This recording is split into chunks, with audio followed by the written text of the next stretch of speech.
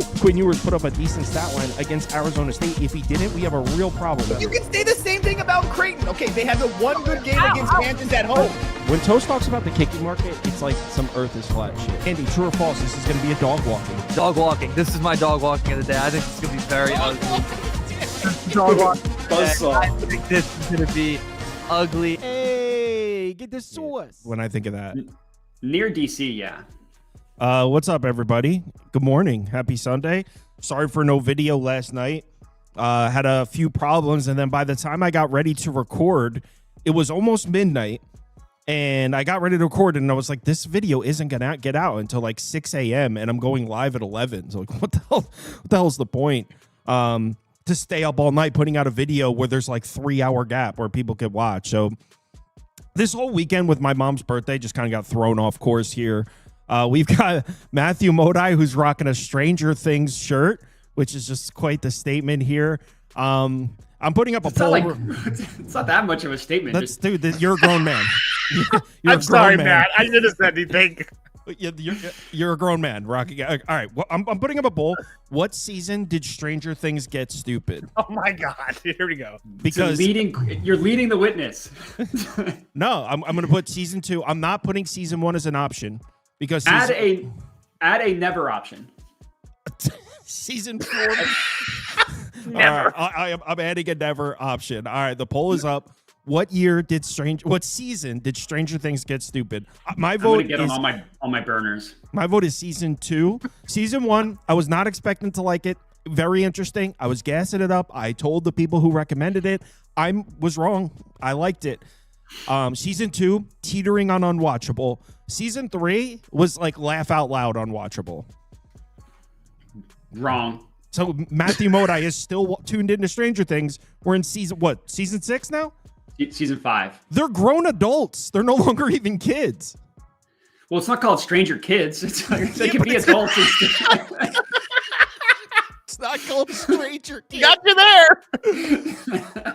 All right, 138 people. Wow, there's a lot of people in here. 35% say season. We have such a sharp audience. 35% say season 2, which is where I would agree. Is where it got dumb. You sold them on it. So, Matt, what have you been up to, dude? Yeah, dude. Living the dream. I missed the stream. I thought you guys didn't like me anymore. Too many dong jokes. You just said we have to cut this out of our channel. No, honestly, it was home run picks during MLB season I steered away from, and then you were doing like a lot of those. And then football season started, and I had a roster. Also, you went on like 4 vacations in a 7-week span.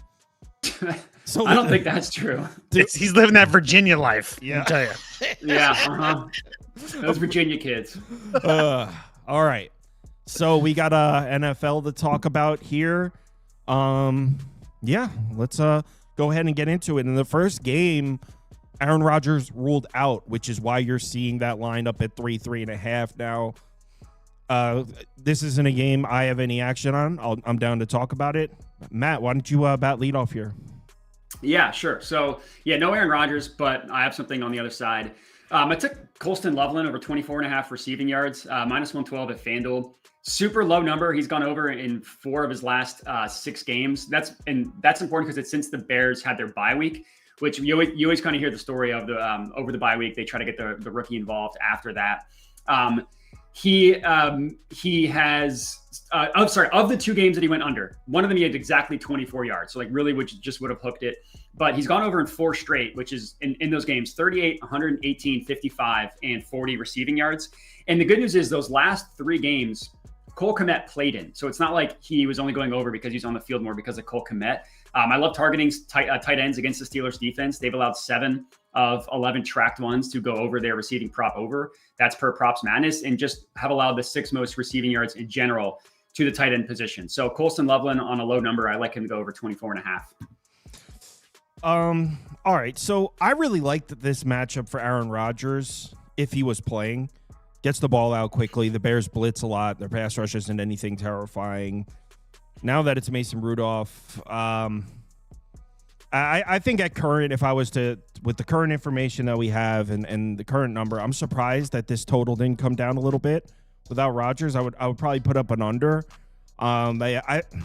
What's holding me back from betting Pittsburgh here now that we're above a field goal is the run game's just been so ineffective. And that's what I would like to see here. I would take almost anybody against Chicago if they had any semblance of a run game, because not only has that been the weakness of the Bears defense, but there's also injuries here. TJ Edwards, we thought he had a chance of coming back. He's not coming back. Sewell, the other linebacker, he is also out. So two of their main tacklers there at linebacker.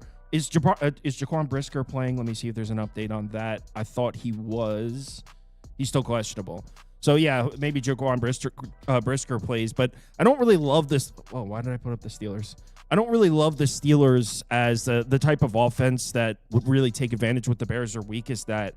The Steelers' offensive line hasn't done a good job generating push this year. And I liked Rodgers against the Bears' blitz packages, but if he's not playing, I don't really know. And look, on the other side, the Bears' offense is better, and the run game has been there. They're actually a top 10 offense in the NFL in terms of rushing efficiency. And I'm not trying to poke holes in it. It's just they did all their offensive damage in a 5-game stretch against the Commanders' defense, the Saints' defense, the Ravens' defense, the Bengals' defense, and the Giants' defense. There was a 5-game stretch where they played maybe like 5 of the worst 13 defenses in the NFL. Last week against Minnesota, we saw the offense come crashing down 4.7 yards per play. The idea of Caleb Williams, who, by the way, tends to hold on to the football and try to extend the play. The idea of Caleb Williams standing in the pocket for 3+ seconds against the Steelers' pass rush is kind of terrifying. The Bears are going to try to run the ball. The Steelers have been pretty tough against the run. Steelers' defense is not getting thrown on right now. Yeah, I think the Bears' offense is really going to struggle here, but I don't trust the Steelers' offense enough to actually get to Pittsburgh. So there's still 46.5. If I was to do it, I would do under, but I don't have a ton of interest. Toast.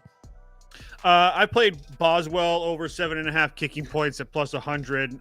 First and foremost, when you get this guy at plus 100, it's just a set it and forget it play. We already know that. We already know the rules. I don't make the rules. I don't break the rules. I really wanted to place Pittsburgh as well, but I just can't do it without Aaron Rodgers. I mean, obviously, I don't think the Bears' defense is as really good as people think they are. I mean, they're 9th worst in pass defense by DVOA, but even with Mason Rudolph in there, I just really can't get there. So I'm only playing Boz. I usually play Tomlin as a dog, like religiously, but I'm just not really a fan of this Steelers team right now. So it would only play the kicking points, which I already did bet. No, this is not AI generated or pre-recorded. We are live to the question. Jets Ravens. All right, let's talk about it. As if there are 14s. No, there are a couple 14s. For anyone that's trying to get crazy with the Jets. Modi, why don't you bat lead off? I officially passed on this one, so I'm happy to bat lead off and then bunt my way and get thrown out at first because this game is terrible. All right, Toast, did you have anything in this one? I got nothing. All right, I'll carry the team. We'll talk Jets Ravens 1 sec. Jets Ravens. All right, so we got Tyrod Taylor starting at quarterback. Aaron Glenn, when asked why he made the quarterback change to Tyrod Taylor, he said, "Because I wanted to," which I thought was an excellent response. That's a little tongue-in-cheek. He elaborated on it after that. But, yeah, Tyrod Taylor's at quarterback, and I'm surprised that we didn't see the total drop based on that information. In fact, you can get a 45.5 right now. Tyrod Taylor's a completely different quarterback than Justin Fields. Not necessarily talking better or worse, just different. It's a lot safer, a lot less explosive plays, but a lot less turnover-worthy plays as well. So a little bit of a safer option, not necessarily better or worse. So I think Tyrod Taylor points more towards an under. Less likely to connect on big plays and less likely to commit big turnovers. But anyway, look, I do think there's a path to the Jets moving the chains a little bit in this game. Obviously, we're talking about a 2-touchdown favorite.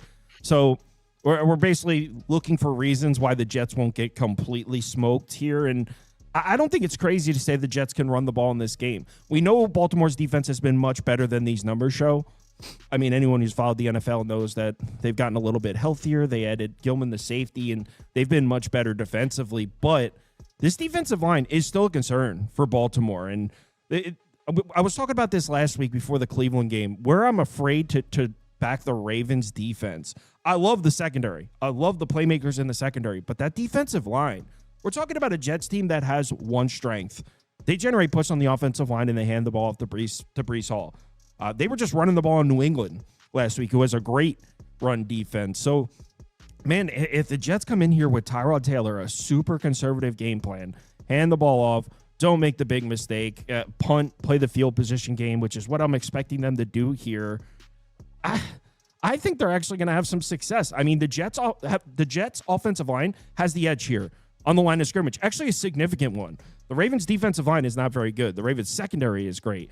But in terms of the battle on the line of scrimmage, the Jets are going to win in terms of protecting the passer, in terms of generating push. So the Jets offensive line is going to dominate this battle, which, look, the Ravens are going to dominate every other aspect of this football game, but the Jets offensive line are going to win those battles, and that's concerning when we're talking about laying 2 touchdowns. It's tough to cover a 2-touchdown number if you can't get your defense off the field. If the Jets are, I mean, even if the Jets, man, in a game like this, when we're talking about a 14-point line, even if the Jets are able to grab a couple first downs before they punt and punt from midfield, that's huge.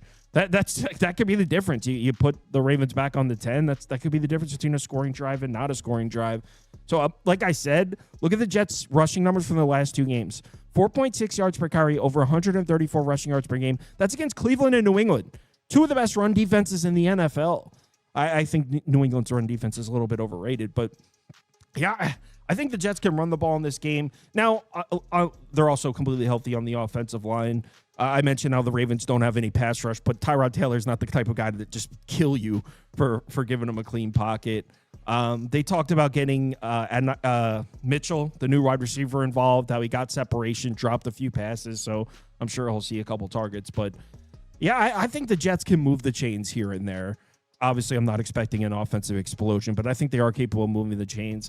On the other side of the ball, it's tough to see the Jets competing with Lamar Jackson and the Baltimore Ravens offense. Their run game is back. They're averaging 5.2 yards per carry, over 169 rushing yards per game in their last 5.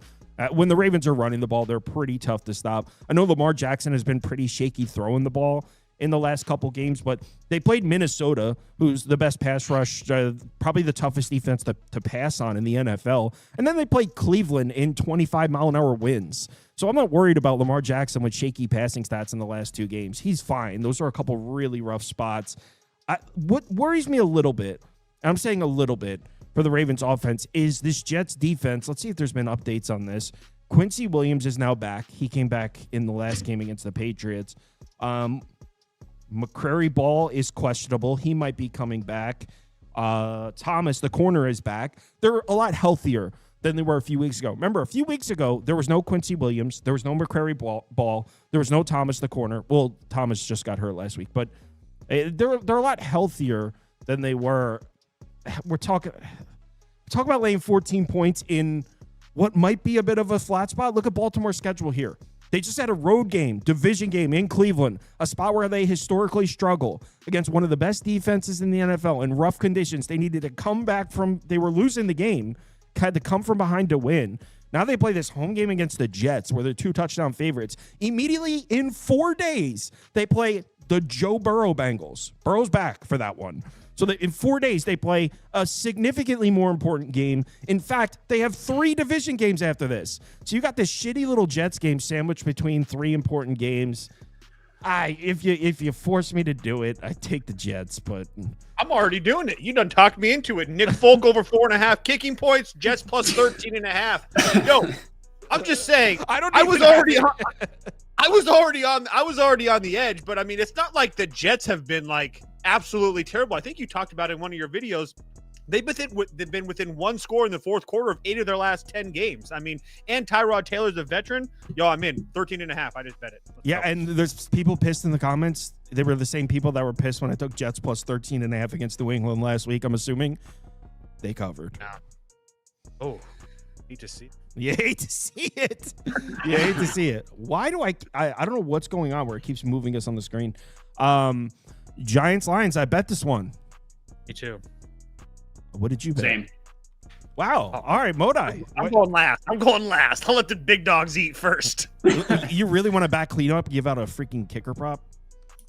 It's not a kicker pop. It's a team total. Thank you. Oh, in that case, I like it because I'm also on the total. Okay. Modi, what do you got? Let me guess. Darius Slayton, anytime touchdown. No, I don't have that. Although he could be a longest reception play if you're into it, but that's not what I have. I have Jameson Williams over 60.5 receiving yards. This is one of my favorite plays on the board. I had 5 that I'm officially on. This is one of them. He's gone over in 4 straight games, or he's done it in 4 of his last 5 games, including 3 straight. And that was after being horrible at the beginning of the year. Like I think he did it in one of his first 5 games. And it's kind of the similar logic of they just used him differently after the bye week, especially since Dan Campbell took over the play calls over the last 2 weeks. He was just a go route guy, and that's all they did, throw him deep. Like there was one game where he caught 2 of 7 targets. Now they're having him go on these crossers and use his speed to run away from people instead of just having him run straight. And this is literally the perfect defense for that type of receiver. They allow the second highest target share to receivers lined up outside. So that helps Jameson Williams a little bit more than it does Amon-Ra St. Brown. Their Giants defense is terrible at guarding deep passes. They allow a ton of big plays. And that's what Jameson Williams does. I mean, even in the game last week where the Lions offense was horrific, he had 80 yards and a touchdown because he just ran away from Adoree Jackson on a crossing route. And I think he could easily do that against the Giants. I think he's a good ladder potential up to like 70, 80 yards. I think he's a good anytime touchdown. But the play that I'm officially on is his receiving yards over 60.5. All right, I'll go next. So I mean, I'll go really quickly, and you can bring it home. I just played the Lions team total over 31.5. I think this Giants defense is going to have a lot of issues. The Giants defense that's dead last in DVOA and the EPA per play over the last month versus this run game, or versus the running game. Not to mention the fact that, I mean, I know that obviously it's not the same team, but we really haven't seen this Lions team have a day so far this year. I mean, last season they had a whole bunch of wins by 35 plus. We really haven't seen that much this year. I think the Lions just rout the Giants this week. Yeah, I can't really disagree with that. Let me put up the bet I actually placed in this one, which is over. Not mad at if you're playing the Lions blowout either, but I went with over. So yeah, Lions coming off an ugly one, 16-9 loss to Philly. Controversial call there at the end, but the Eagles deserve to win the game. It's not like the Lions were the better team and they were robbed. They were robbed of maybe one more shot to tie it, but the Eagles were the better team in that game. And I mean, do I need to put anything else on the screen right here? I'm pretty sure this tells the story. Dan Campbell off loss, 13 in a row, 13. Not just win-loss. We're talking against the spread as well. So it's Dan Campbell off a loss, but that's not the reason for the over. The reason for the over is I'm not sure if the Giants can stop Fresno State's rushing attack right now. I'm dead ass serious. They're the worst run defense in the NFL. I don't think it's even controversial or a hot take. They're 32nd in success rate per rush, 32nd in EPA per rush, and they seem to be getting worse, by the way. It's not like, oh, well, maybe they just got cooked a couple times earlier in the season. No, I think it's getting worse. In their last 5 games, they're allowing 6.3 yards per carry, over 176 rushing yards per game. Dan Campbell took over the play calling a couple weeks back. You know Dan Campbell, man. Coming off the loss, he's going to just want to slam the ball between the tackles. I know there's concerns here with the injury report with the Lions, specifically the offensive line. From what I'm reading, all 4 of these guys are trending towards playing. I believe all 4 were practicing. So I think we'll be good to go in terms of the Lions offensive line.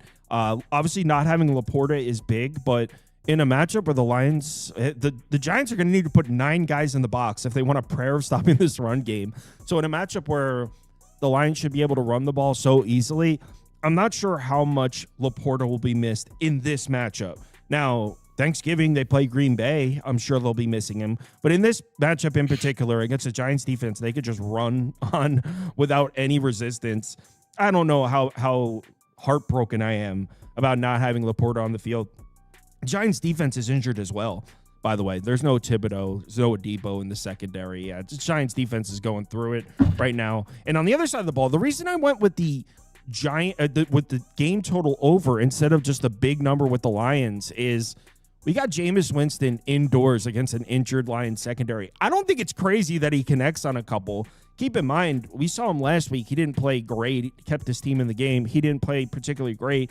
that was at home against Green Bay with those elite edge rushers and the Packers secondary instead of the injured Lions secondary. And there was like 20-mile-an-hour winds in that game. Outdoors in MetLife. Now they're going indoors. This Lions secondary is injured. There's no Terry and Arnold. There's no Kirby Joseph. DJ Reed, I read, had a chance of coming back, but from what I'm reading, sounds like that's more. Oh my God, has he been activated? I just clicked on it.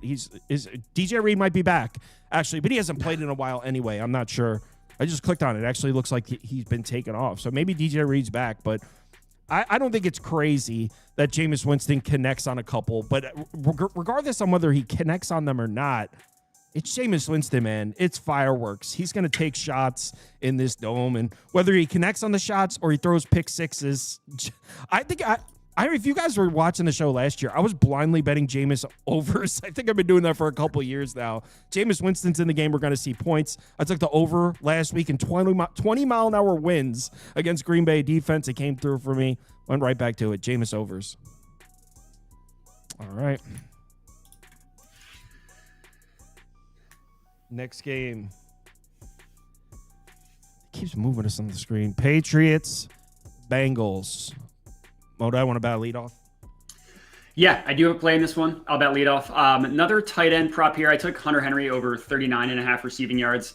I wouldn't say this is one of my favorite plays, but it's almost just like a system play taking tight ends against the Bengals. They have allowed 80 receiving yards per game to tight ends. That's the most in the NFL. Next closest team is at 72.6. You just go across the board, look at the tight end performances against them. The 150, whatever it was, yards, 118 against that Colson Loveland had, that was against the Bengals. There's a game against the Steelers where all three tight ends scored, and not Darnell Washington, but the other two went over their receiving prop over. Hunter Henry, he's not obviously like Brock Bowers. He's not going to command a high target share, but he's somebody that I feel comfortable backing in these soft matchups. He's gone over in like 8 of 11 games or 5 of 11 games, so not fantastic, but in a good matchup, I think he can get to 40 yards. Yeah, I'll be quick with this one because I'm just going to sit here and give out New England minus 5.5. Like, I'm on New England. I'm on it at 5.5 though. I honestly still think it's too low. So if you haven't bet it yet, I don't think it's crazy to still consider New England. I would shop around for a 7. But yeah, I mean, it's pretty tough to paint a picture of Cincinnati's defense. One sec, let me bring up the graphics. It's pretty tough to paint a picture of Cincinnati's defense generating stops in this game. I mean, I don't think I need to tell you the situation here. The matchup on this side of the ball, pretty self-explanatory. I'm assuming anyone who even owns Madden or has watched the Red Zone channel can decipher that New England should score points in this game. I mean, this is the worst defense in the NFL, and they're dead last in success rate, dead last in EPA per play. Not trying to shit on them, just calling it like it is. This Patriots offense is also healthier. Kayshon Boutte back from injury. I believe Stevenson even has a good chance of coming back in this one. So not only the Patriots offense been ripping it up despite the injuries, but now they're even healthier against this Bengals defense that is not healthy. Still no Hendrickson, still no Cam Taylor-Britt. Well, I don't even know if he's injured, though.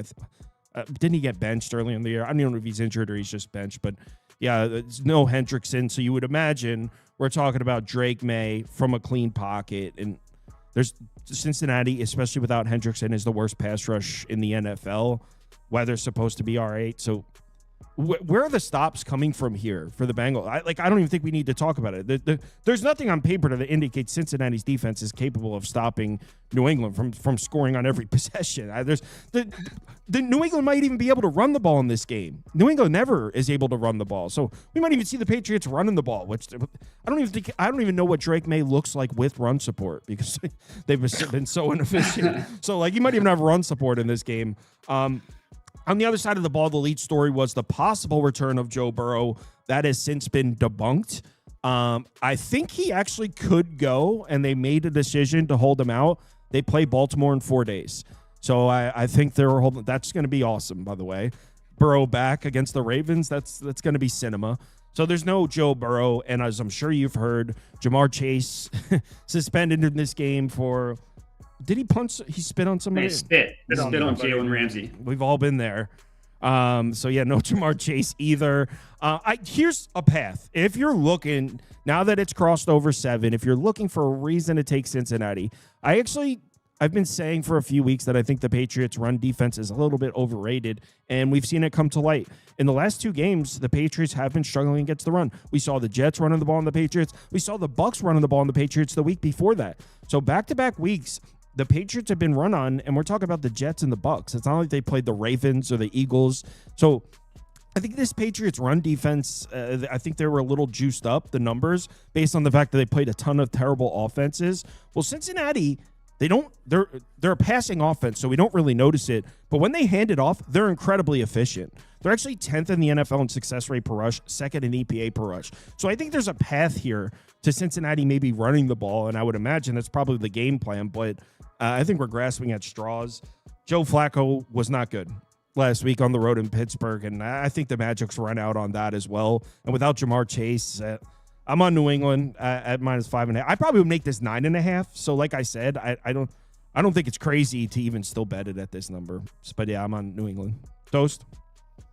Yeah, I didn't bet this game. I was actually trying to bet Cincinnati, but none of the injury news that I wanted came across the right way. I mean, Joe Burrow's not playing, and then as far as the Patriots side, I thought that even if Joe Burrow didn't come back, maybe Cincinnati could try to figure out a way to run the ball on them, because like you were talked about in the last couple of weeks, you didn't trust this New England's defense. And against the pass, they're really not that great. They're like 24th in completion percentage. So it wouldn't be crazy to me that Flacco had a decent day, but not to mention the fact that the Patriots, I didn't think they might be losing Hooper and Stevenson. Both those guys seem to be playing today. So I just can't figure out a way to bet the Bengals. I'm not betting the Patriots, but like I said, I tried to bet the Bengals. I just couldn't do it. Sports scientist Jacob said T. Higgins anytime touchdown. I did have him circled as well, but I'm not going to mess around with it. It's all right. I get scared sometimes too. I'm just not the best with anytime touchdowns. I don't think anyone is. But I have one. That's even said I have one today. I saw that. I think I tailed it. It's like 700 plus 700 plus or something. 700, yeah. Last night, yeah, I put like $30 on it. We'll get to it. I actually forgot to make a graphic for it. He said that said, I did bet one. I got one today. Seahawks Titans. Modai, do you remember the Titans? Yeah, great movie. It's my favorite sports movie. This really? Titans team unfortunately stinks, but yeah, I stopped betting anytime touchdowns too. Titans were strong last week, and that was my top bet. And they have one of the best kickers in the league. But go ahead. I took the squarest play on the board. It's JSN receiving yards over 93.5, -115. He's just been incredible. Like, there's obviously, I don't need to sit here and tell you that JSN has been good, but he's gone over this number 93.5 in 8 of 10 games. 2 games he went under. He had 96 and 93. So yeah, came very, very close. Every other game he's had 100 plus. The only game where like he had the only 93 receiving yards, that was a game against the Cardinals. If you remember, the Seahawks had 2 defensive touchdowns in the first half. Darnold only threw the ball 12 times. He had 83 yards, 82 yards in the first quarter alone. Now this game, yeah, blowout is likely. So it's possible that we have something similar happen. I just don't think it's going to happen to that extent. And from a coverage perspective, it's just perfect for how the Titans play defense. They're bad at guarding deep passes, allow the 7th most deep receiving yards per game. That's on passes 20 plus yards beyond the line of scrimmage. JSN has 2nd highest air yards in the NFL, and Darnold's been the best deep pass thrower in the entire NFL. I know he struggled last week, but just totally different defense. And then to get even deeper to that, and I won't get too much into the nerd stats, but basically the way the Seahawks have been so successful is they play 12 personnel, which is 2 tight ends on the field. And a lot of defenses match that by putting 3 linebackers, not as good in coverage. And then the Seahawks throw over that. And that's how the Titans play defense. They match 12 personnel at the 7th highest rate with base coverage. So I think that just lines up perfectly for a game in which Jackson Smith-Njigba probably has 100 in the first half and then sits out the second half. It's kind of hard to argue with Smith-Njigba. I mean, we've seen several weeks now where it looks like the defense comes in, we got to stop this guy, and are still unable to do so. He's done it against the Texans, like an incredible defense that didn't matter, 120 yards. He's made the city of Seattle forget about DK Metcalf. That's not easy. Yeah, he definitely did. Seattle love that guy. Toast, what are your thoughts here? I think as I was looking at the board today, there was a number that popped out. We talked about it a little bit last night in the Discord. Somebody mentioned it's just simply egregious. Joey Sly over 4.5 kicking points. Are you kidding me? We're talking about one of the best kickers in the National Football League. He's 4.5 points. If you put 4.5 points at his or kicking points at his line, he would have hit this number in 7 of the last 9 games. Just absolutely ridiculous. Not to mention the fact, like I said last night in the Discord, Kyle laughed because he doesn't think I'm serious. They let this guy kick from deep. If it's a 40, 45 to 55 yard field goal, they're letting him fly. Joey has no qualms about letting it fly from deep. So I continue to play this guy over and over the last few weeks. 7, 8, 2, 7, 10, 8, 13, 12. I mean, this guy, all he does is kick points. So yeah, like I said, Joey Sly over 4.5 kicking points. This line is absolutely egregious. All right. So I know you at first glance, you think Seattle's just going to run roughshod on the Titans defense. We got to keep in mind there's extenuating factors here. So yes, on paper, full season numbers, it looks like a really great matchup for Seattle's offense. You know what it might be? I, for one, am a bit concerned about the offensive line. They might be missing 2 starters here. They're definitely missing the center. Let me see if there's an update on the left guard, Zabel. 1 second. I haven't checked this morning. When I looked last night, he was questionable. He's still questionable. From what I read, it looked like there was a good chance he wasn't going to play. So Seattle might be missing 2 starters on the interior defensive line, and we saw it last week. I mean, they were just missing their center last week, and they really struggled to move the ball against the Rams. I mean, they were moving the chains, but the explosive plays weren't there. We saw Darnold struggling with turnovers, which, I mean, Darnold kind of comes and goes with those. Now, you might be thinking, well, Kyle, that's the Rams defense. This is the Titans, which is completely fair. But remember, this is what I was talking about last week when the Titans plus 7.5 was my top bet of the week.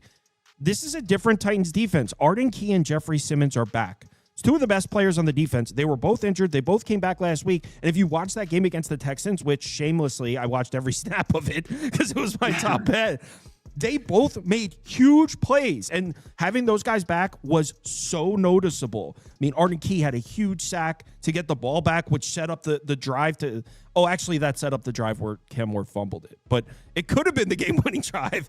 But the point I'm making is having these 2 guys back is massive. Not just for the Titans in general, but for against the Seahawks with an injured offensive line. Remember, coming into the season, we had serious doubts about the Titans' offense, but the Titans' defense, that defensive front 7 is not bad. They've been injured all year. They're healthy now. So missing 2 starters on the interior offensive line, don't be surprised if Jeffrey Simmons is very disruptive in this game. He is one of the best defensive linemen in the NFL. We kind of forgot about him because he's been injured. He's back. I think he's able to cause problems against an injured Seattle offensive line. And we just saw the Titans get those guys back. I was just talking about it. They played their best defensive game of the year by a mile. And if you're saying, well, Kyle, that was against Davis Mills. Well, that's an undefeated quarterback you're referring to right there. He's 3-0. In fact, the Titans almost beat an undefeated quarterback. No, but in all seriousness, I think we've seen enough to say that the Texans offense with Davis Mills isn't that bad. I mean, they haven't lost a game yet with him. So, I think the Titans are able to generate pressure. They're actually 6th in the NFL in time to pressure. Arden Key's back. I think they're able to put some pressure on Darnold against an injured offensive line. Darnold struggled under pressure. We've seen it. His 3 bad games of the year were the 3 games he was under pressure. The Steelers, the Texans, the Rams. I really think there's a path to the Titans defense giving Seattle problems. Seriously, I think the Seahawks offense might struggle in this game. Here's the problem. What on God's earth are we expecting Cam Ward to do against this defense? Because the answer is nothing. As good as the Titans defense looked last week, Cam Ward looks slightly better, but this is a really bad offense. And I think that we have enough evidence to say this is the worst offense in the NFL. We just saw Seattle go into LA against the Rams offense, who on paper were the most efficient offense in the NFL last week, and they held them to 38% success rate, 5 yards per play. What are we expecting the Titans to do against this Seahawks defensive front 7? The answer is nothing. They couldn't do anything against Houston, another elite defense. Cam Ward is showing signs of improvement. The Titans offense is still terrible. 87 passer rating against one of the best defenses in the NFL isn't bad.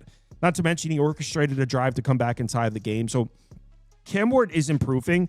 But I mean, this Seahawks defensive front is just nuts. They're a little bit of a look ahead spot for the Seahawks, you could say. I think this is an ugly game. I think Sam Darnold might struggle a little bit. The Titans, I forget who it was. I think it was the DC. I forget who made the quote, but they said forcing turnovers is a point of emphasis this week. They said they could be disruptive, and forcing turnovers has been a problem for the Titans, so they're ball hawking this week. I wouldn't be surprised to see them force a turnover. I would lean Titans on the side or maybe an under, but I don't think the Titans offense does anything. So this isn't one I actually have a bet on. I'll put under up for me. But yeah, I unfortunately couldn't get. Can I add one little trend? Two little ones that came across the desk. This 1 p.m. window has been really favorable to the Seahawks under Mike Macdonald. They're 5-0 in this spot in this early games. Also, you would think a West Coast team going to the East Coast is bad. Since Mike Macdonald took over as Seahawks head coach, they're 9-3 ATS on the road, including 5-1-1 ATS when playing on the East Coast. So just throwing that out there, just letting everybody know. I can't stress enough how little of a shit I give about what you just said. Oh, that's okay. I specifically waited till the end just so I could have the last word because I knew that would piss you off. Oh, he's 6-1 in the Eastern time zone when there's a waxing crescent moon. I love fading a West Coast team in the early window, and I'm just saying. Yeah, it's powerful stuff. Vikings on the road in Lambeau. Matt, want to bat leadoff? Sure. Yeah, I missed how mean Kyle was. I forgot just how much he roast all the guests. Take it on me. This isn't one of my favorite plays, but Christian Watson over 47.5 receiving yards. He has only played 4 games returning from the ACL. He injured late last year. Went over in the first 2, has gone under in the last 2. You mentioned the wins in the game in New York last week. That's horrible for Christian Watson, and because he has all these deep passes. And then the week before he went under, that was against Philly, who Jordan Love couldn't do anything in that game. And now he goes up against a Vikings defense that they haven't been nearly as good stopping the pass. Like it's really since that game against the Steelers when DK Metcalf went off. Since then, their passing defense has not been good. Like both AJ Brown and Devontae Smith went over 100 yards against them. Amon-Ra St. Brown had a good game against them. Granted, totally different receiver from Christian Watson, but like the receivers are banged up, and I don't really care that Wicks is coming back because Matthew Golden is out. Dobbs is banged up. Obviously, there's no Tucker Kraft for the end of the year. So for Christian Watson, who's going to hit some big plays, I think over 47.5 is a fine price. But like I said, not one of my favorite on the board today. Well, I bet Minnesota, Kyle. Am I crazy? No, I'm on Minnesota too. I don't. God. Why hasn't this come down? You're back in 9? I think it's going to start now that Josh Jacobs is officially out. I mean, I assume that it would come down at least to 6s. Why hasn't this come down? I bet to look at it at 6.5. I thought this was going to close at 3.5. Now, I understand the Vikings looked bad last week, but I mean, you look at this matchup. So obviously JJ McCarthy is a concern, right? And I think maybe that's the perception of JJ McCarthy is probably what's keeping this number up. But here's the thing. We have an emerging weakness with this Packers defense, and it's stopping the run. And I was talking about this. What game was I talking about it? I forget when I was talking about this, but I was talking about how the Packers have an emerging weakness here. You look at this year-long graphic, and you're like, oh, Vikings offense isn't going to do shit here. But keep in mind, we're seeing Green Bay get run on. In their last 4 games, they're allowing over 127 rushing yards per game, 41.9% success rate per rush. These aren't terrible numbers, but we're seeing Green Bay struggle against the run, and this is emerging as a weakness. And on top of that, there's no Quay Walker in this game. Well, he was listed as doubtful. I'm assuming there's no Quay Walker. So that's their leading tackler. So this is a team that was already struggling against the run. They just lost their leading tackler. And by the way, Vikings get Ryan Kelly back, their Pro Bowl center who's been out the last 4 games. So the Packers already struggling against the run. They lose their leading tackler. The Vikings get their Pro Bowl caliber center back from injury after the last 4 games. By the way, this is a Vikings offense that's running the football. In the last 3 games, they're averaging 5.9 yards per carry as a team, 47% success rate per rush. So the Vikings have been running the ball. The Packers have been struggling to stop the run. The Vikings are getting their center back. The Packers are losing their leading tackler. Look, J.J. McCarthy is really struggling, but I mean, this is the same team that went into Detroit and beat the Lions in one of these division games. I think the Vikings are going to hand the ball off. The Packers are going to really have to commit to stop Jordan Mason and Aaron Jones from running the football in this game. And I'm not expecting J.J. McCarthy to do much, but similar to his days as a Michigan Wolverine, I'm not expecting them to ask him to do much. They're going to run the football. They're going to play defense. They're going to pressure Jordan Love. That's their path to victory here, and I think it's a successful one. Now, on the other side, obviously the Packers' offense is a concern. Well, it's a concern if you're on the Vikings like me. But Green Bay's offense has been starting a little bit, and there's been one ugly split Jordan Love has had all year. We've talked about it. 45-5 passer rating when pressured. It's kind of been a talking point here. The Green Bay offensive line's done a pretty good job keeping him protected, but when he has seen pressure, he struggled. No defense in the NFL generates pressure more frequently than the Minnesota Vikings. They're first in blitz rate, first in pressure rate. I mean, this Brian Flores is sending his guys after Jordan Love here, and Jordan Love's not playing that well. In his last 3 games, he's got an 84.7 passer rating. Look at the pressure rate. Earlier in the year, we didn't really see it as much because Jordan Love, the Packers offensive line did a great job keeping him protected, but he's been holding on to the football. We're not seeing those same clean pockets. We're not seeing him have 3 full seconds to throw. 40.2% pressured rate in his last 3 games. So the offensive line faltering a little bit. Minnesota's coming for him, and he struggles under pressure. Not to mention they're still missing their center, Jenkins. Has Jacobs definitely been ruled out, Toast? I'd have to look. Oh, you said it like you knew. I knew Josh Jacobs was 100%. That was the one that I was really worried about. 100% ruled out. Yeah, that's what I said. It still says questionable here. Isn't expected to play. All right. So now Jacobs is out. And on top of that, we know Green Bay likes to run the ball. They're missing their center. They're now missing Josh Jacobs. The Vikings defense in their last 3 games, it might be a little bit of a buy low because people might be like, the Vikings defense hasn't looked very good. Well, they played Detroit, Baltimore, and even Chicago's a strong offense. Played 3 good offenses in a row, still allowing just 5.3 yards per play. This number should be down at 4. So obviously, market disagrees. They're keeping this up at 6.5. I'm on Minnesota plus 6.5. Toast? Yeah. I first of all, I know that you guys love my trends and stuff like that, but Jordan Love versus teams under 500 has been a really, really bad spot. Not to mention the fact, I'm pretty sure, I didn't go back to the first couple of weeks, but I'm pretty sure the Green Bay hasn't covered a spread over 4.5 all year long. And on top of the fact that we have a whole bunch of injuries. I mean, the Packers obviously lost Tucker Kraft, Jalen Reed, now Josh Jacobs is out. And like I think Kyle touched on it when he was talking, this Green Bay offense really hasn't been great. I mean, they put up 27 last week against the Giants defense that we all know is really, really bad. And then 26 points total versus the Panthers and the Eagles. Yeah, the Eagles defense is pretty solid, but regardless, over the last 3 games, over the last couple of weeks, I don't really trust what I've seen from this Packers team. So you put that all together. I took over at 6. I took 6.5 with the Vikings. Yeah. And on that same sentiment, we're talking about, and I was talking about this like last week or 2 weeks ago.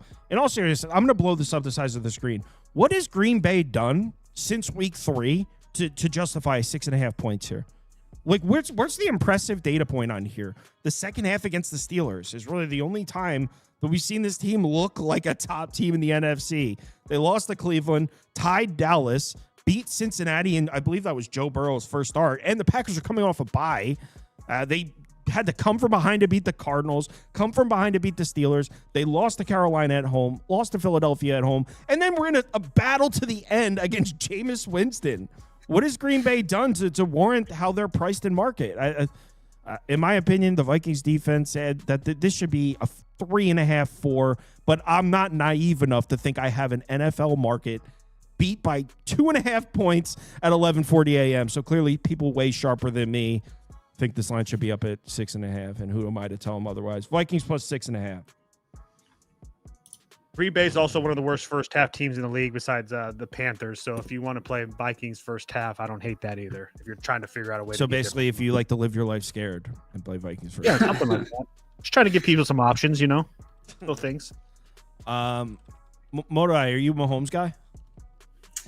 In what way? Is he a good quarterback? Are you a personal? Yeah, in general. Are you a personal fan of his? I think he's fine. I think he's like too good to be a normal person is how I feel about Patrick Mahomes. Too good to be a normal person. I'm not sure what that means, but it sounds deep and poetic. Not really. You just have to be a little bit of a psychopath to be as good as he is. Oh, okay. So that's what I mean. Colts Chiefs. What do you think, Matt? I think I mean, I didn't place a bet on it. I would go in the Colts plus 3.5. I don't know if you agree or disagree. I would trust your judgment over mine on that. I just think the Colts are undervalued. But I do have a prop that is on the Chiefs side. It's Rishi Rice over 72.5 receiving yards, minus 115. I love this based on like a fade of recent results from last week. He went under in a tough game against the Broncos. He's only played 4 games this year. He missed it in the first game, barely played, still had 10 targets in that game, then cashed it in 2 straight games, and then again missed it last week. But in his 4 games since he's come back, 10, 9, 7, and 9 targets. You go back to last year, you look at the last 7 games he's played. That takes out the game he got hurt, but it does include the first game this year. It's over in 5 of 7, averaging 77.3 yards per game, 9.1 targets per game as well. Just fantastic usage. And the Colts defense, like, they're obviously better now that they got Sauce Gardner. And I don't think they're bad overall, but because of how good their offense is, teams just consistently need to throw against them. And they generally allow a lot more to the slot than outside, which is going to help Rishi Rice because it's not going to be where Sauce Gardner's lined up. They've allowed the 2nd most receptions to the slot position on the 7th highest target share. And they've allowed the 4th highest schedule adjusted fantasy points to the slot receiver. And we know that's where Rishi Rice lines up the most. I think he's a good touchdown spot as well for people that like to play the anytime touchdowns, but I'm just sticking with the yards. And I'm curious what you guys think, but I do also think the Colts cover the 3.5. I don't. Chiefs by touchdown plus. I love this one. Well, I'm on Chiefs minus 3. Yeah, I like this one. At 3.5, I still like. I said I think the number should be 4.5. So I still like the Chiefs at 3.5, but obviously I like the minus 3 a bit better. I think I even paid minus 120 for a 3 somewhere. But let's talk about this matchup.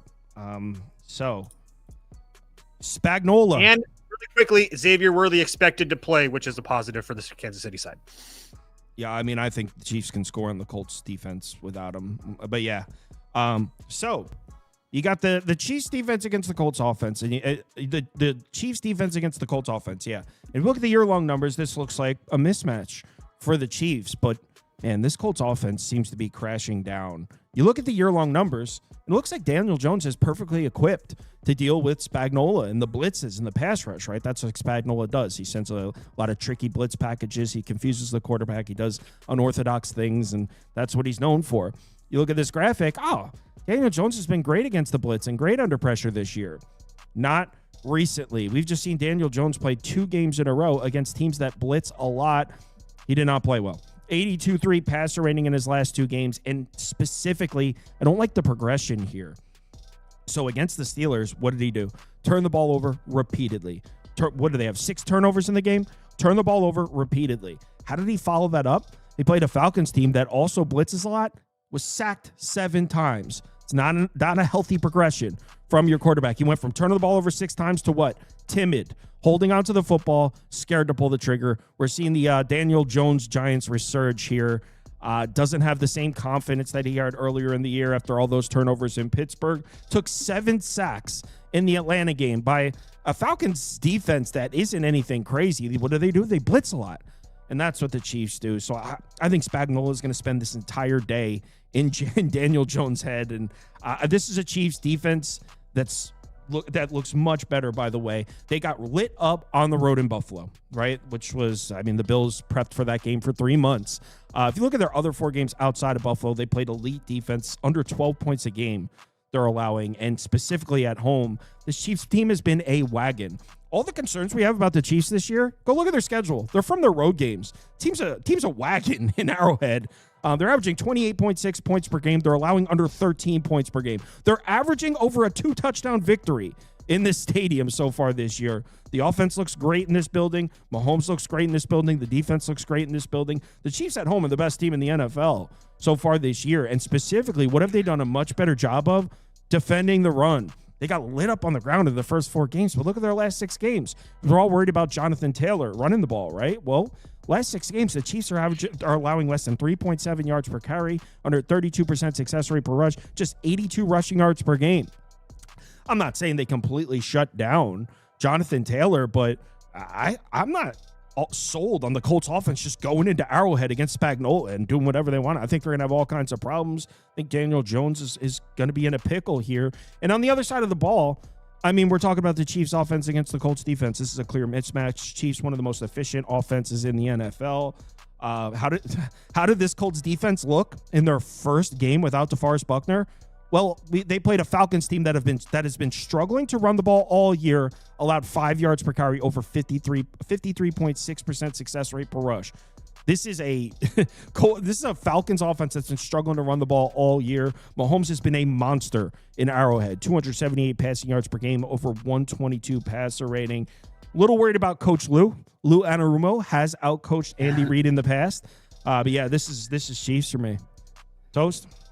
Yeah, I couldn't agree more. My whole thing was when I was looking at this is that I also think that this Colts defense is starting to come down a little bit, and you have the Chiefs defense starting to rise a little bit. I mean, the Colts, they've got Sauce Gardner and Bradley Chubb, and they've allowed 58 points over the last couple weeks. Not to mention the fact that this Kansas City defense jumped up to third in DVOA after a really bad start to this season. So I just feel like this is where the Chiefs start to make their climb. I mean, they play the Colts, Cowboys, and Texans over the next 3 weeks. I think this is when you start to see Patrick Mahomes start to take over, and we all be like, oh, they're back, yada, yada, yada. But regardless, I really like the Chiefs here today. Yeah, and I feel like a lot of the perception of the Colts is based on what we were seeing in September. And I mean, when's the last time the Colts had an impressive game? It was over a month ago.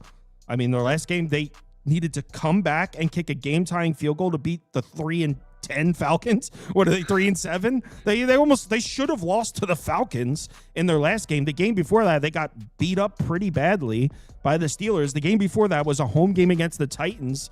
The last time the Colts really impressed us was Week 7. So it's been a while since we've seen the Colts look like an elite team they're kind of being priced as. So yeah, Chiefs. All right, next up. Jacksonville, Arizona. What do you guys think here? My batting leadoff again. I'll be quick because this is another one that I don't love a ton. I took Bishal Tutin, 50-plus rushing yards, plus 112 at DraftKings. Again, not one of my favorite plays, but really what I'm banking on here is he was out-snapping ETN before Tutin got hurt last week. He's healthy, just banged up a little bit, but he's fine. Soft matchup against the bad Cardinals run defense that they're also a run funnel. They try to stop the pass and will let teams run on them. So I think 50 plus for Tutin, who could end up being the starting running back for plus money, I think is solid value. But yeah, not one of my favorite plays. Tutin 50 plus. Toast, you have anything in this one? My uncle is heavy on the Cardinals. He thinks they're going to win. I just don't know if I can actually get there. It would only be the Cardinals for me, but I really can't do it. This Jaguars team's so up and down, and after looking so good against San Diego or the Chargers last week, I don't know if I can actually do it. It would only be the Cardinals for me. I know that means nothing to me. Yeah. Problem is this Cardinals defense is it's terrible. In their last 6 games, they're allowing over 30 points per game, 6.3 yards per play, over 54% success rate. This Cardinals defense just can't get off the field. And look specifically at their numbers against the run. They're allowing over 5 yards per carry, 47% success rate per rush. They can't stop the run. Jacksonville has one of the most efficient run games in the NFL. They're third in success rate per rush, third in EPA per rush. So what if the Jags come in here and they're like, yeah, we're just going to hand the ball off 40 times? Is there a damn thing? Who are they handing the ball off to? Tutin? Travis, I got Tutin. Yeah, Tutin. The Toot Man. All right, my bad. I'm sorry. Yeah, Tutin's sick. He was dope at Virginia Tech. Also, they have ETN. It's not like they have nobody. They have one of the most efficient rushing attacks in the NFL. There's just so many injuries racking up here on the Cardinals defense. And Jacksonville's also should be a little bit healthier on the offensive line. They're getting their tackle, Anton Harrison, back. Brian Thomas Jr. has there an update on him? Nope. I'm pretty sure he's out. Wow, Anton Harrison got ruled out as well. I read the couple the other day that he was probable. So good thing I didn't bet this one. I was leaning. You know what? I don't even want to talk about this game. I was leaning over, but I don't know. Rather than me go through all my notes, why? Like, this game sucks. I'm on over. I was going to say, I must have wrote that down. I thought ETN was in danger of not playing. No, he's in. All right. Tutin was questionable, but he's also in. I could have sworn I thought both those guys were questionable. I suck, so it doesn't matter. Next game. Let me just put up over. What the over 47. Is it at 47? 46 and a half. Whatever. Next.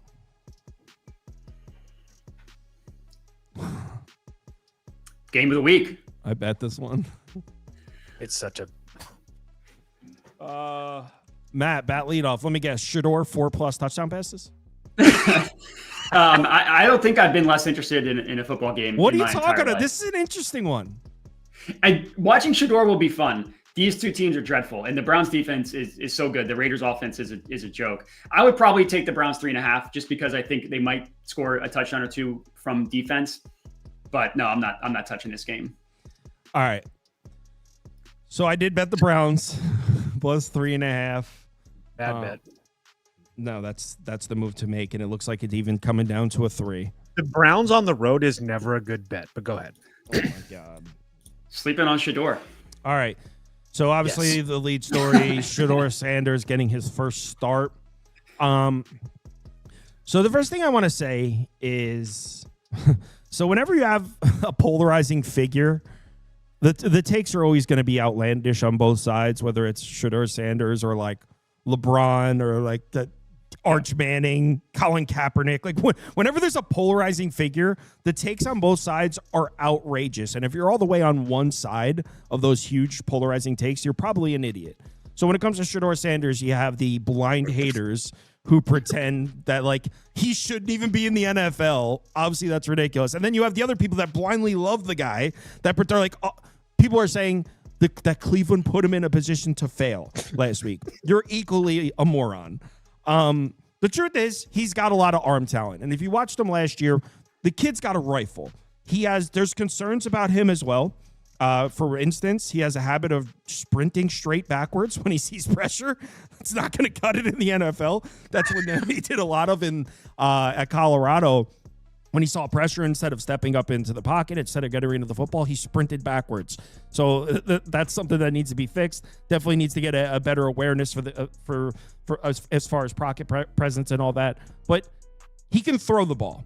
And I'll say about this matchup right here against the Raiders defense, this is the complete opposite situation than last week. The complete opposite. So first of all, last week, he was outdoors in 25 mile-an-hour winds. If you remember, that's why I took the Browns plus 5.5. I was like, guys, Lamar's not going to be able to throw the ball.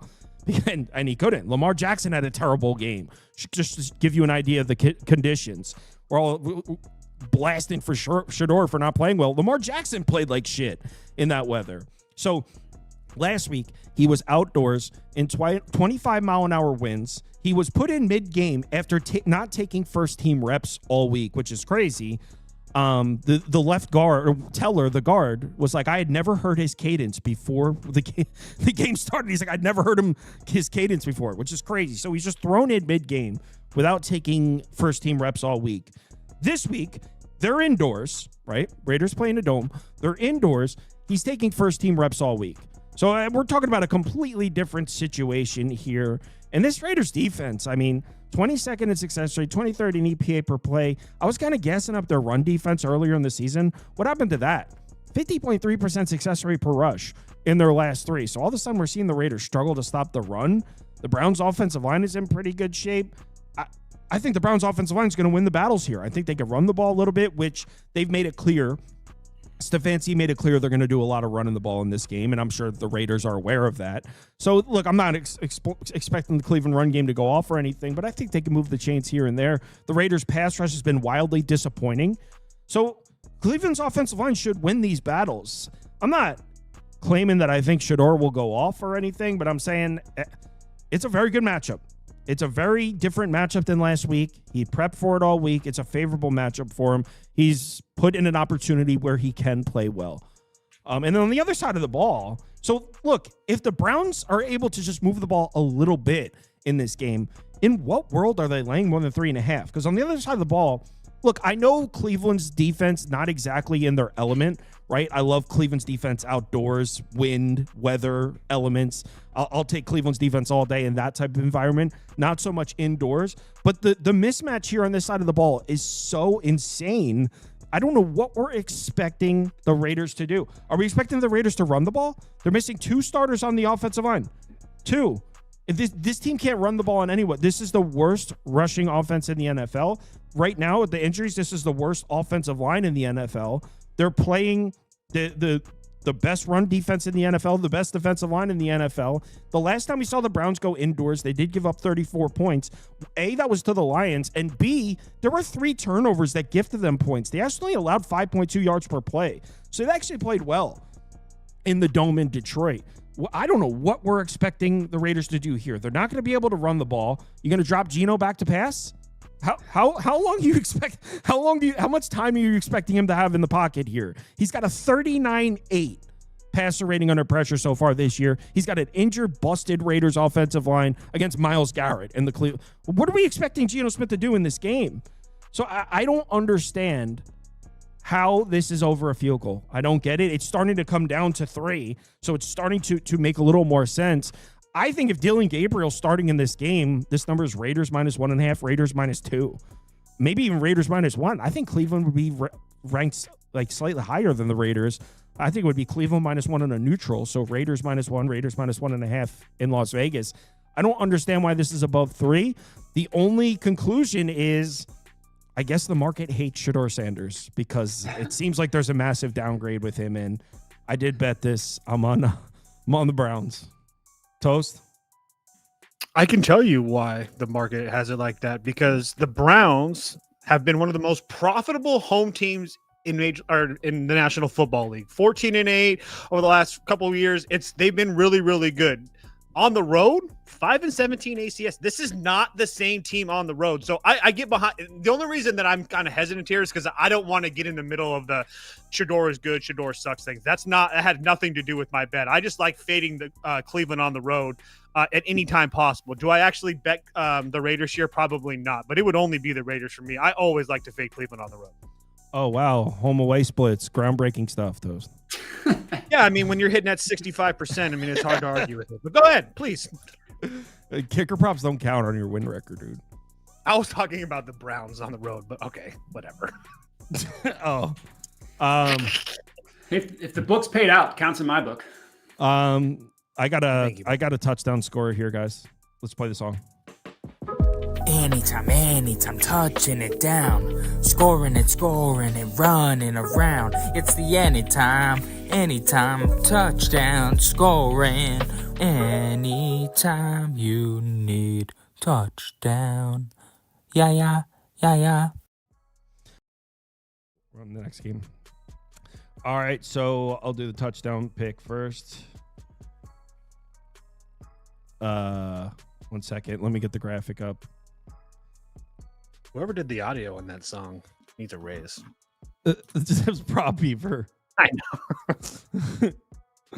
The first time he played that song, someone commented, he goes, my pants just unzippered. We were laughing so hard. Where the heck's my graphic? I just saw you make it. I just made it, yeah. Modai, talk. Oh, that's the first time I've heard that song, and I'm now pregnant after listening to it because I had it on the other stream. That was the most sensual song I've ever heard in my entire life. Prop Beaver showed another side of his artistry. Yeah, I mean, he could go hardcore with the dong song, yeah, and then he can get sensual. The guy's got range. Everybody knows it. I took Chris Olave over 64.5 receiving yards. I think this is low because people think Tyler Shuck is terrible. I'm not going to sit here and tell you that he's good. I don't think he's like the worst quarterback in the NFL. I think he can throw it a little bit. I think he's slightly below average, and there's nobody left to throw to on the Saints team. And Olave has been good with Shuck, and the Falcons defense has not been that great. I know they did a lot to get to pressure Daniel Jones, but as you said, that maybe it had more to do with Daniel Jones than the Falcons defense being good. And I mean, Olave put up over 100 last week. I think 64.5 in a soft matchup. He's just going to get peppered with targets. All right, so who'd you pick? I was getting my graphic up. It was Olave. Yeah, that one. You just passed it. It was Olave receiving yards. There we go. So, yeah, go ahead. I was going to say, I'm on the Saints here. I actually kind of looked at this one for a while over the week. You looked at it for a while and you arrived on the Saints? I did. Just hear me out. Maybe you'll tail. I don't know. We'll find out. I'm not. I like the Falcons. That's just a bad bet. So you're not worried about the Falcons defense being on the field for like 160 plays and half of those came overseas? No, and now because they're getting 4 starters back. It's a completely different defense. Oh, okay. Well, now they're going to have to come back into America and play the Saints team that's coming off of a bye. I don't understand. I think there's a reason that the Saints, who's one of the worst teams in the league, is a favorite in this game. And I will continue to fade these teams coming back from England. So, yeah, I bet the Saints. I bet them on the money line at minus 130. I think that Atlanta's going to actually struggle here today. I really, really do. Okay. You better hope they don't win. I actually bet that, too. I did. I didn't, but you better hope. You better hope, Kyle. You better hope. All right, so my anytime touchdown is David Sills. I don't know if you're looking for reasoning. Just I am. I read in an article that he should see increased usage. There's your reasoning. It's hard to argue with that. Yeah.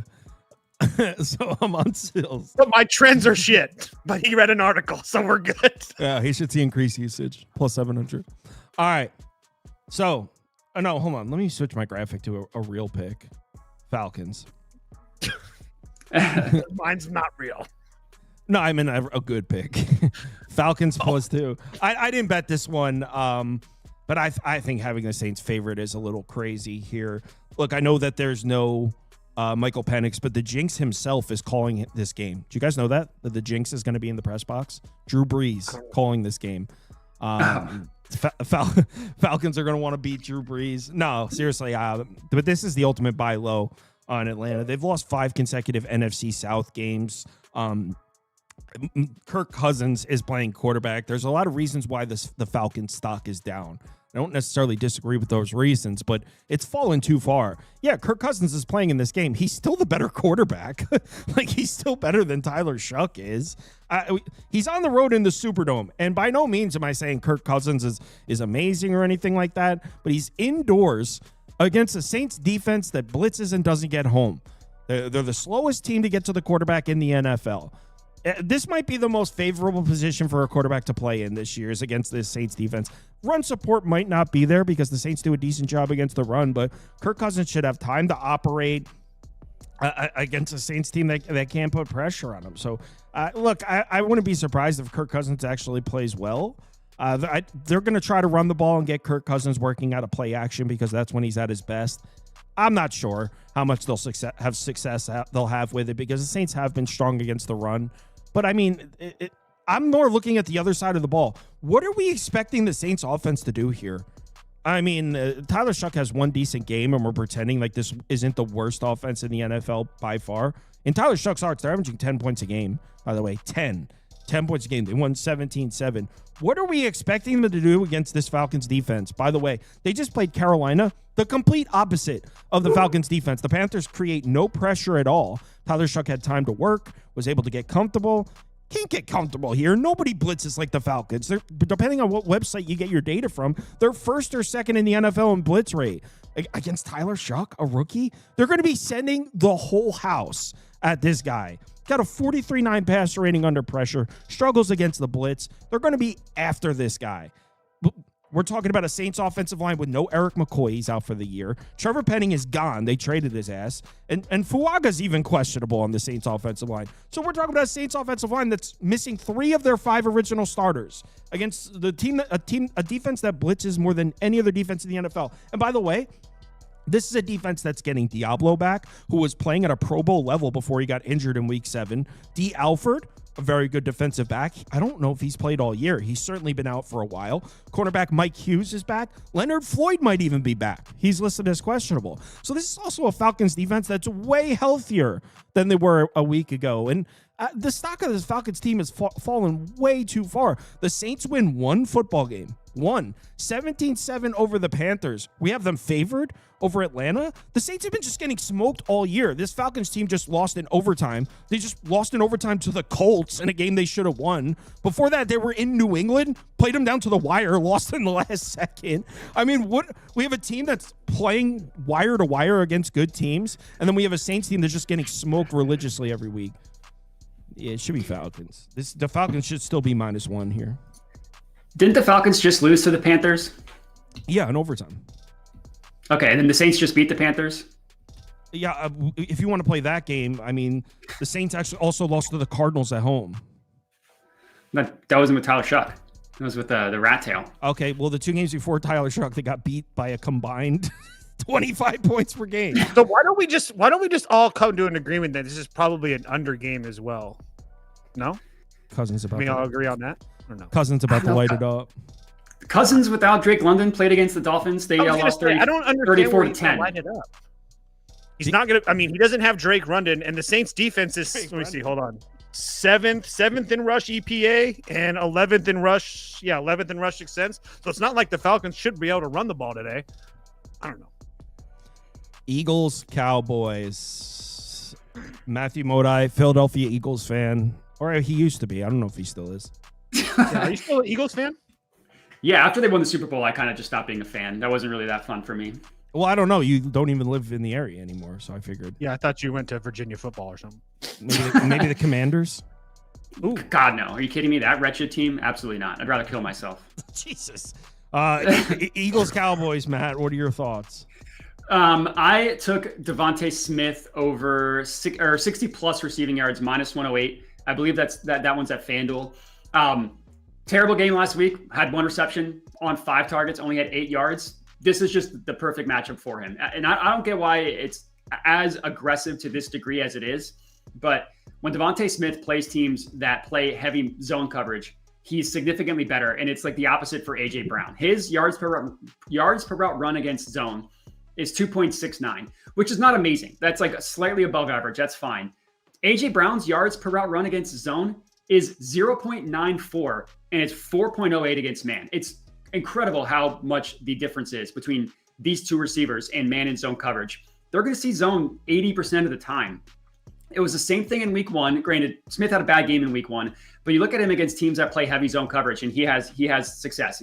2 weeks ago against the Packers, a much better defense, he played well. Now, I don't think the Cowboys defense is going to be as bad the rest of the year as they were at the beginning of the year. I think they're going to be slightly better.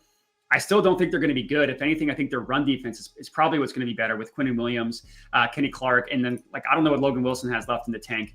But the Cowboys defense, they allow the 2nd most receiving yards per game. They're just a bad defense. And I think Devontae Smith 60 plus, I feel very good about. You feel very good about it? Sure do. Sauce, let me go really quick because I tailed your side, but we got to talk about the one number's thing really long quick. gone though, but yeah. Oh, okay. Well, you can tell them why. Regardless, Brandon Aubrey over 7.5 kicking points. Sometimes, guys, the books just make mistakes. Some would say they're sleeping at the wheel. Brandon Aubrey hasn't been under 8.5, and I don't know how long at home. This number is just ridiculous. It always should be 8.5. We've talked about this number for 2 years on this show, and we're finally getting Brandon Aubrey at 7.5. I have 2 full units on Brandon Aubrey over 7.5 kicking points. I haven't had a 2-unit bet all year. This is the first one. This number is absolutely egregious. Absolutely egregious, you have. Not to mention he hasn't hit this number in 3 straight games. He's about to go off tonight. All right, so I wouldn't bet it now, but I'm on Dallas plus 4.5. It's down to a cheap 3. In fact, if an Eagles minus 2.5 pops before this kicks off in 4.5 hours, I might middle it. It's gone.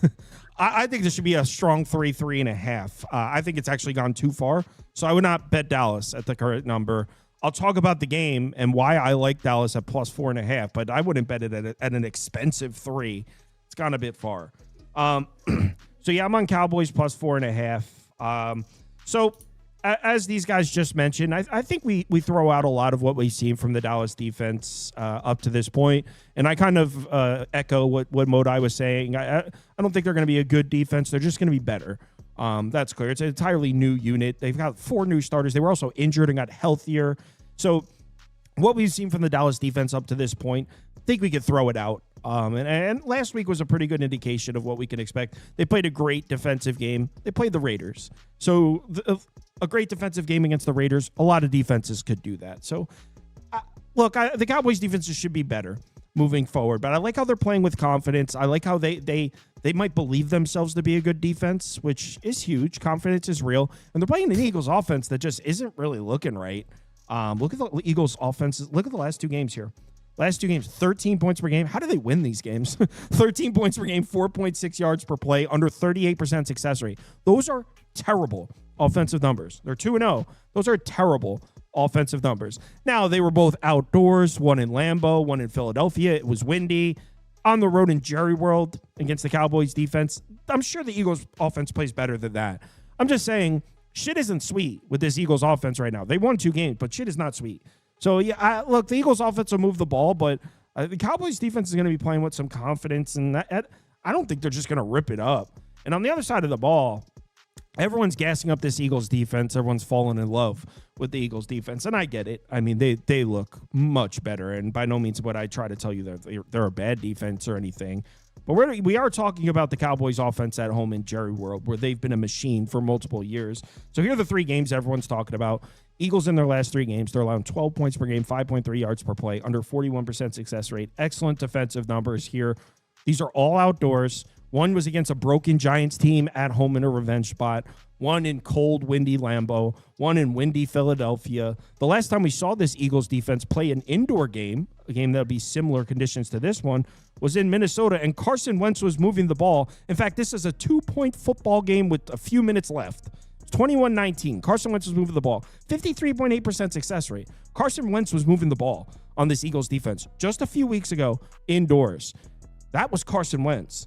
Now they're going to Dallas against Dak Prescott and a healthy Cowboys offensive line with those star receivers. They're averaging over 35 points per game, 6.5 yards per play, over 50% success rate in this building. And like I said, this is multiple years now where the Cowboys offense is just, when Dak's healthy, they're putting up points in this building. So in addition to that, there's the Dak versus Philadelphia lore. I'm not sure how much I give a shit about this, but Dak is 9-5 in his career against Philadelphia, 7-1 at home. The last time the Eagles were able to beat Dak Prescott in this building, it was 2017. Dak was just a lad. That was the last time the Eagles beat Dak Prescott in this building. And in addition to just the Eagles, it's not just Philadelphia. He owns the NFC East in this building. Dak Prescott in home division games, 21-2. He does not get beat by the likes of the Giants, the Commanders, and the Eagles in this building. 21-2, and we just pointed out one of those losses was in 2017. So, yeah. He handles this. And that's straight up on the money line, too. So if you're getting them as a dog, that's even better. But go ahead.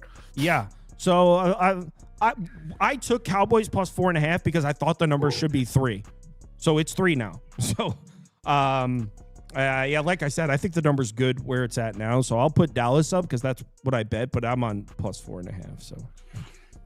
Kyle, have you seen how many more pieces the Eagles defense has since that game in Minnesota, though? That's the biggest difference with their defense. They traded for Jalen Phillips. They got Nolan Smith back. They got Nakobe Dean back. They got Brandon Graham back. That's why people are so much higher on their defense. Yeah, Phillips and Graham definitely, because they had a glaring weakness as far as an edge rush. But, I mean, Cowboys have one of the best pass protections in the NFL.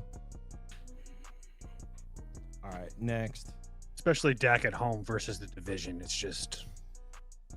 Bucks Rams. This number, it's still available. What I was thinking about betting last night is still available for me. Maybe I'll bet it now. What were you thinking? I'll go when it's my turn. All right, sorry. Go ahead. Go ahead, Matt. Lead us off. This is probably my favorite play on the board, the one that I have for this game, if I'm being honest. I took Puka Nacua, A+ receptions, plus 110 odds at FanDuel. I think this has ladder potential up to 9 and 10. Just obviously unit size that one down. The reason why this is priced the way it is, 8 receptions for plus money, is because he's missed in 4 straight games. He hit it in 5 straight games to start the year. He had 10 receptions in 4 of those 5 games, 8 in the other one. And you just have to look at what's happened recently with Puka Nacua. After hitting it in 5 straight, he got hurt, rolled his ankle, played 50% of the snaps, missed the next game, came back, played limited snaps in a dominant win against the Saints. They won by 24. He only played half the snaps. Then he was starting to get phased back into the offense, playing a full-time role, got hurt again, chest injury. Last week, finally played over 65% of the snaps, the first time since week 5. And you look at the games prior to when he got hurt, 91, 81, 91% of the snaps. Those were the 3 games. Now he gets a game against the Bucs, who are a complete pass funnel. Their defense that got run on by Travion Henderson, but those are explosive plays. That's not going to happen with Kyren Williams. They've allowed the second most receiving yards per game since week 5, third most receptions. They've allowed the 5th most receptions to outside wide receivers. Now, Puka kind of lines up everywhere, so that's not going to matter dramatically for him. I just love the way that they use him. He gets the easy routes. He can do everything. And I think that he's missed it in 4 straight, so the market's adjusted, which I understand. I think you can explain that away. And I think he's due to have like a 10-plus reception game in this one. Chiefs money just came in. Seeing 4s pop, by the way. And I'm still surprised you can get under 46.5 in Pittsburgh with Mason Rudolph. Really quickly, Matt, what would you cap that ladder off? I got 10 at plus like 290. Would you go any higher than that? For 10, I would 290 is probably the lowest I would go. I was hoping like 300 and above for 10 plus. Okay. Someone just asked, I'll do a community parlay after this. Toast, what are your thoughts? Let me guess, McManus or whatever, whoever the kicker is. No, I really can't do it. McLaughlin has been kind of up and down for me this year. A really good kicker from Tampa Bay, but I don't really want to deal with that. I don't know. I'm going to tail Matthew on this one, but as far as a side concern, I feel like everybody's going to want to bet the Rams, and I kind of want to have Baker with almost a touchdown on my side, but I don't know if I can actually do it. If I'm up a little bit, I'll probably take the Bucs here late because it is the Sunday night game. But I don't really have much. Yeah, so the way I was looking at this game, so obviously it's Baker as a road dog, right? We were talking about it earlier this year. He's got a great record since joining Tampa Bay. Great record as a road dog. But here's the thing. This year's Bucs team just might be a little different. They've lost 2 of those in a row. Baker as a road dog. And how much of a sample size do we need? Here's the first graphic. By the way, Bucs offense still injured. I'm sure you already knew that. 2 injuries on the offensive line. Evans, McMillan, Bucky. I mean, this is all not new. If you've been following the NFL, you already know this. But how much more of a sample size do we need before we come to the conclusion? We all love Baker Mayfield, but how much of a sample size do we need before we just come to the conclusion that this Bucs offense isn't very good? I mean, they're 24th in success rate, 15th in EPA per play. It's week 12, guys. Like, where the season's almost over. It's no longer like, they got off to a rough start because of the injury. The season's almost over. This is a below-average offense. They can't run the ball.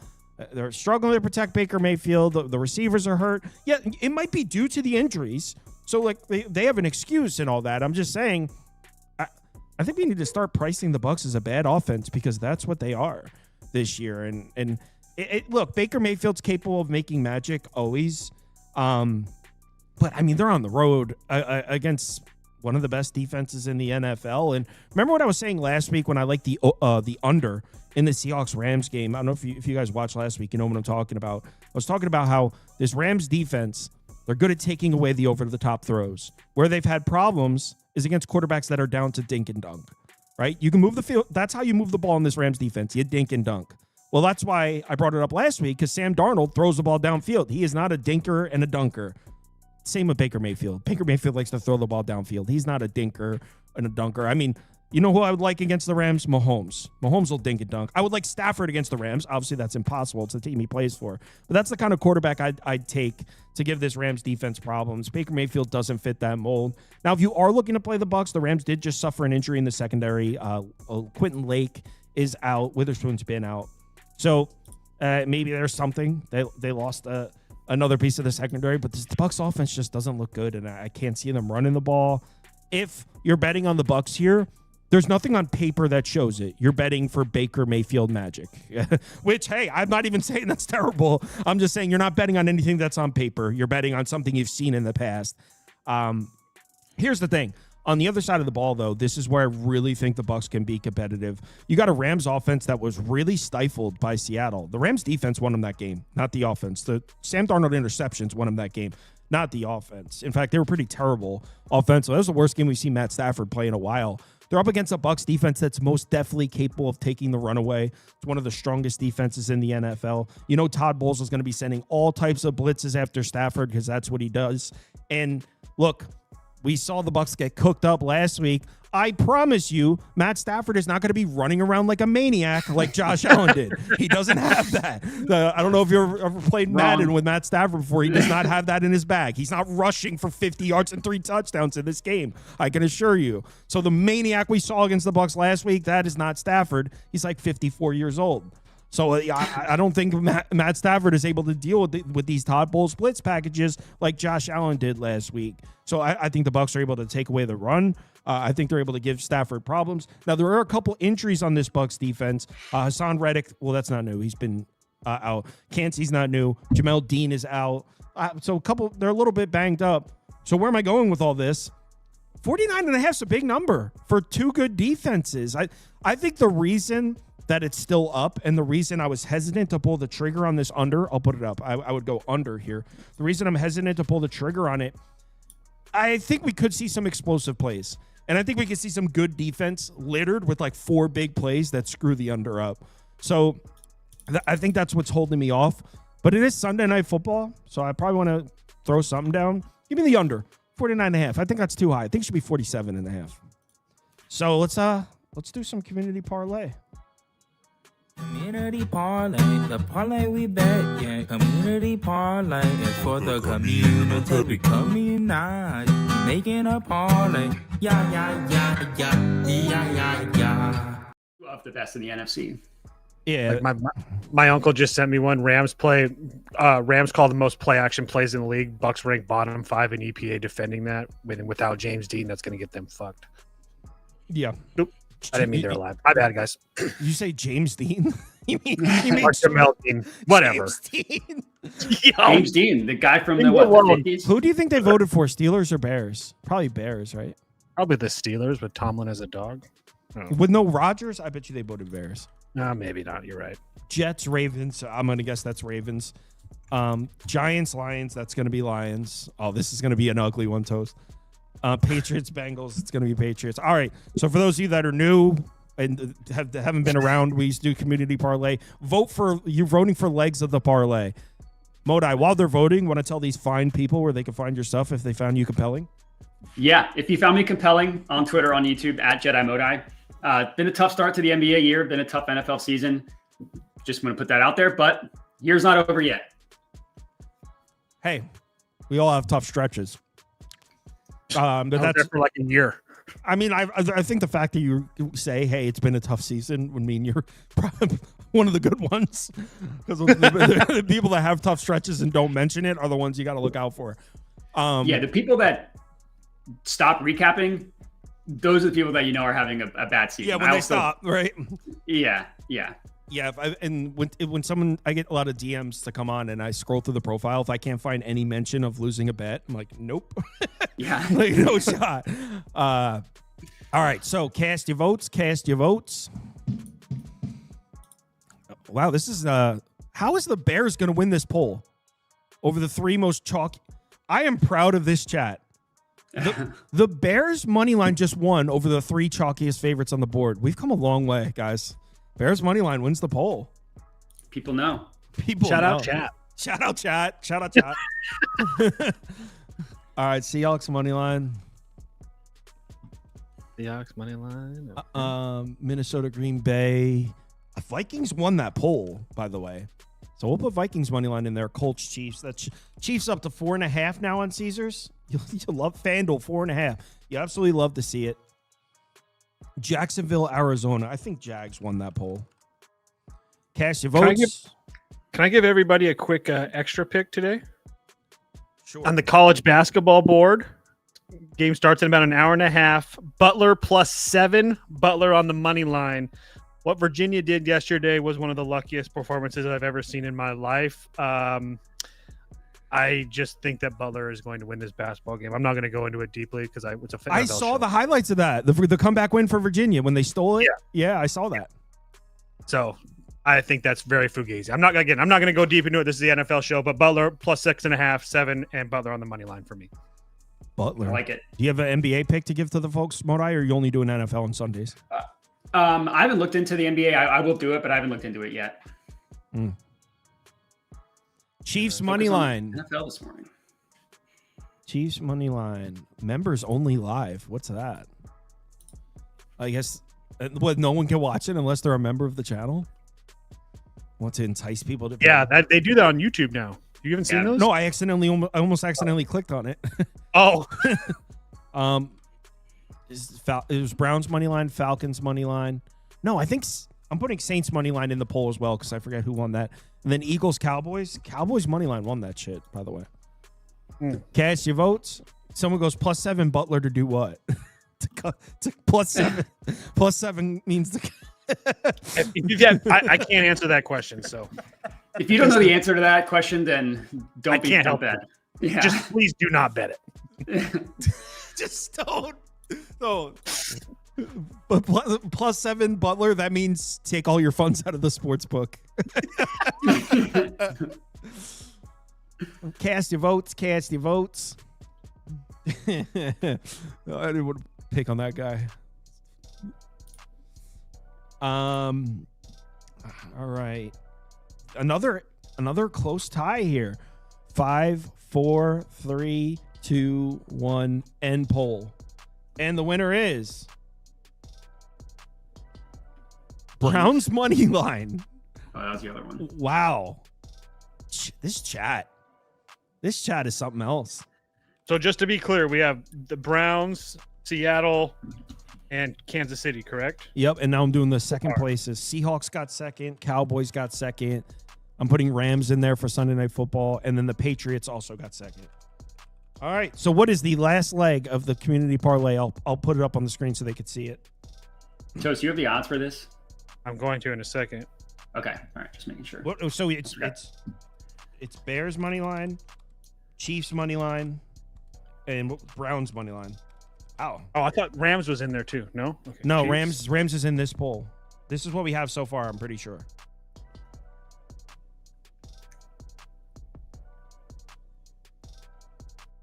Bears were in there. I'm pretty sure. Let me scroll up. I'm pretty sure it was Bears. Yeah, Bears, Chiefs, Browns. That's correct. And the last one is going to be Rams. It's winning by a mile. The last one is Rams. What are the odds on that? Chiefs, Bears, Cleveland. I still got to add the Rams. Hold on. I took them out. I bet you someone in the comments gets it before you. They might. It is 681. 681. That's it? It has the Browns in there.